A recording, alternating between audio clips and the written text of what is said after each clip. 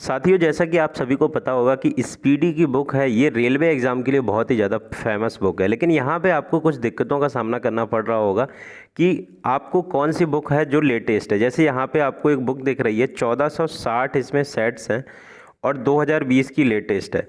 लेकिन ये लेटेस्ट है नहीं। यहीं पे आपको दूसरी बुक दिख रही होगी, इस पे 1390 सेट है, ऐसे ही 1160 होंगे। कितने भी सेट हो, यहाँ पे क्या है, जल्दबाजी में लोग बुक ले आते हैं, लेकिन उसमें क्या होता है, पुराना डाटा होता है। कैसे, मैं यहाँ पे आपको दिखा रहा हूँ।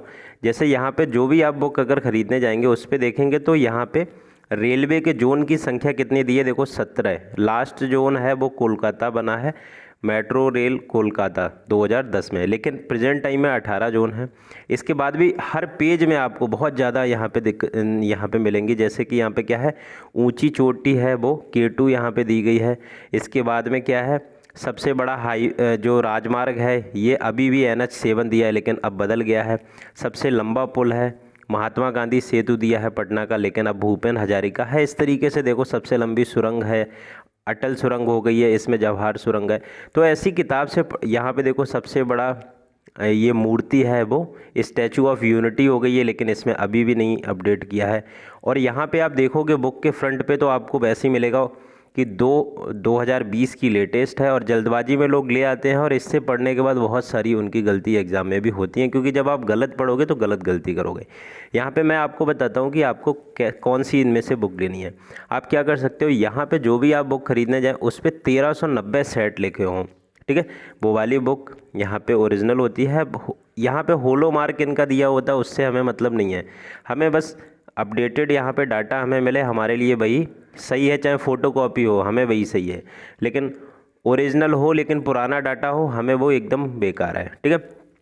अब इसमें देखते हैं, देखो हर चीज़ अपडेटेड होगी। यहाँ पे जितनी चीज़ें हम देख रहे थे वो चीज़ें आप यहाँ पे देखोगे कि सबसे यहाँ पे क्या है, हाँ यहाँ पे देखो NH44 राष्ट्रीय राजमार्ग है, सबसे यहाँ पे लंबा है।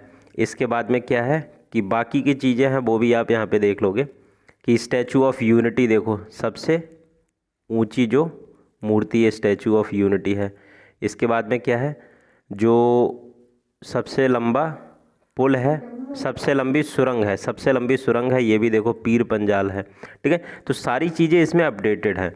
देखो सबसे लंबा नदी पुल है, ये भूपेन हजारिका है, तो इसमें अपडेटेड है।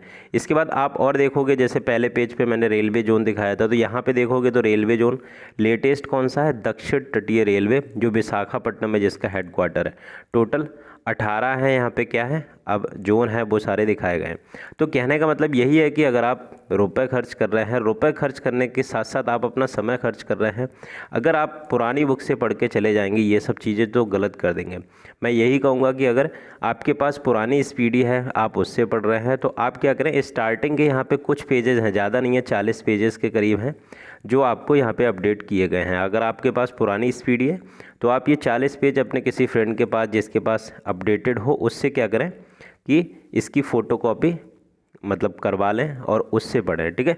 बाकी का क्या है, बाकी का जो मतलब सेट्स दिए गए हैं वो वही है। तो आपको ख़रीदने अगर बुक जाना है तो वहाँ पे क्या देखना है कि 1390 सेट दिए हो, और इसके साथ ही साथ क्या है, ये डाटा आप ज़रूर देख लें कि जो यहाँ पे डाटा देख लें। सबसे पहले ही पेज पे आप जैसे ही खोलेंगे तो यहाँ पे देखेंगे कि रेलवे जोन अगर यहाँ पे 18 दिए हैं, जैसे दक्षिण तटीय रेलवे, विशाखापट्टनम भी इसमें शामिल है, तो आप मतलब आंख बंद करके इस बुक को ले लीजिए, ठीक है। तो ये मुझे लगा कि आप लोगों को बताना ज़रूरी है, इसलिए मैंने ये वीडियो बना दिया। पसंद आया हो तो अपने दोस्तों के साथ शेयर भी करें। धन्यवाद।